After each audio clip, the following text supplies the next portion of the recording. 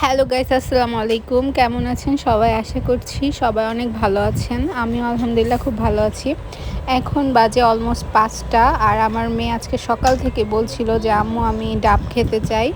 তো আজকে সকালে প্রচুর রোদ ছিল, এইজন্য তখন আমি যেতে পারিনি। দুপুরেও প্রচুর রোদ ছিল, তারপরেও ঘুমিয়ে গিয়েছিল। ঘুম থেকে ওঠার পর আমি এখন ভাবলাম যে আচ্ছা, মেয়ে যেহেতু খেতে চাচ্ছে তাহলে ওকে নিয়ে যাই। এই তো ওকে আমি রেডি করিয়ে দিচ্ছিলাম, চুল বেঁধে দিচ্ছিলাম সুন্দর করে। আগে ড্রেস আপ করে নিলাম।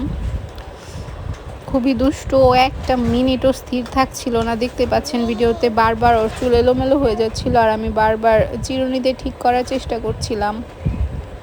এই তো ফাইনালি ও সুন্দর করে রেডি হয়ে গেল।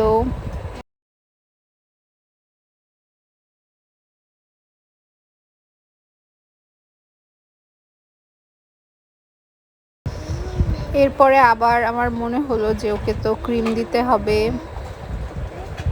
সুন্দর করে ওকে ওর হেয়ারটা করতে আমার মূলত টাইম লেগে যায়, তারপরেও 2 থেকে 3 মিনিট টাইম লাগে, এর বেশি লাগেও না।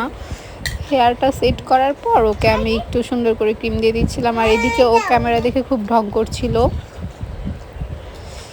মাশাল্লাহ মাশাল্লাহ, সবাই প্লিজ একটু মাশাল্লাহ বলে দিবেন। ছোট বাচ্চা দেখলে অবশ্যই মাশাল্লাহ বলা উচিত, এতে বাচ্চাদের বদনজর লাগে না, বাচ্চারা অনেক সেফ থাকে।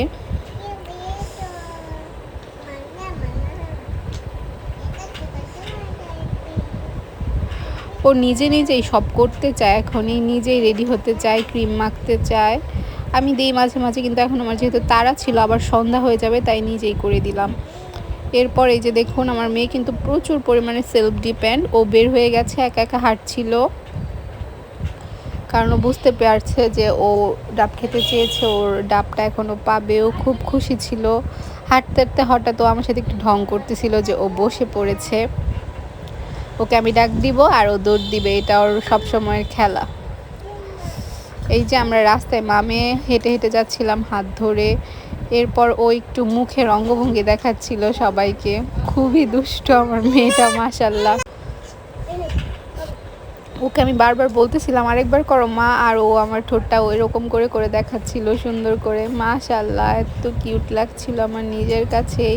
এরপরে বললাম মাম্মা সবাইকে একটু টাটা দিয়ে দাও তো, এই দেখুন আপনাদেরকে টাটা দিচ্ছে।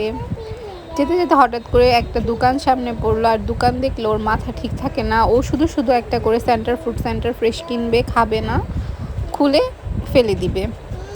তারপর আমি একটা অটোতে উঠলাম। অটোতে উঠলে সে আমার সাথে বসে না, ও একা একা বসবে। মানে ওই যে তখন যা বললাম, ও হচ্ছে এখনই প্রচুর পরিমাণে সেলফ ডিপেন্ড, একা একা বসেছে। তারপরে আমি ওর একটু হাতটা ধরে রাখছিলাম, আর অটো যেহেতু খুব রিস্কি ছিল, এরপরে বুঝিয়ে বললাম মাম্মা প্লিজ মাম্মার কোলে আসো। এরপরে ওইটা আমার সাথে কনসিডার করে কোলে আসলো। আর ওই দেখুন ওর সেন্টার ফ্রেশটা এমনি এমনি মুখে নিয়ে করছিল, অবশ্যই আমি এটা তারপরে ফেলে দিয়েছি। এরপরে চলে আসলাম আমরা সেই কাঙ্ক্ষিত ডাবের দোকানে। ডাব দেখে তো ও তখনই একদম চিল্লাচ্ছিল যে মা মা ডাব ডাব খাবো। এরপর একটা বড় দেখে ডাব নিলাম। এই আঙ্কেলটা ডাব কেটে দিয়েছিল। ডাব কেনার পর ও আমাকে বাসা পর্যন্ত আসতে দেয়নি, এর আগে ও রিক্সাতেই চাচ্ছিল যে মাম্মা খাবো। তারপরে আমি ওকে দিলাম, যদিও আমার কাছে একটু রিস্ক লাগছিল, কারণ আমি এক হাতে ব্যাগ ধরেছি, এক হাতে মোবাইল, আবার এক হাতে ওকেও কন্ট্রোল করতে হয়, আবার ডাবটাও ধরতে হচ্ছিল, কারণ ডাবটা প্রচুর ভারী ছিল।